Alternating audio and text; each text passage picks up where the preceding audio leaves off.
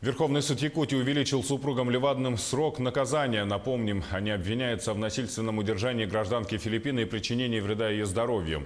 Суд назначил Кристине Левадной наказание в виде 5 лет условно с испытательным сроком 3 года. Александру Левадному 6 лет и 6 месяцев условно с испытательным сроком 4 года. Сохранился запрет на работу в правоохранительных органах в течение 2 лет с лишением звания подполковник полиции. Также суд обязал Левадных встать на учет в специализированные органы с явкой для регистрации раз в месяц на период действия наказания. Кроме этого, виновные обязаны выплатить моральную компенсацию гражданке Филиппин Ракель Фаброс в общей сумме 500 тысяч рублей в течение года.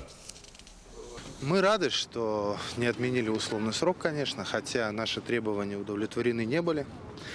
Я считаю должным обратить внимание на все-таки то, что действия потерпевшей стороны недопустимы.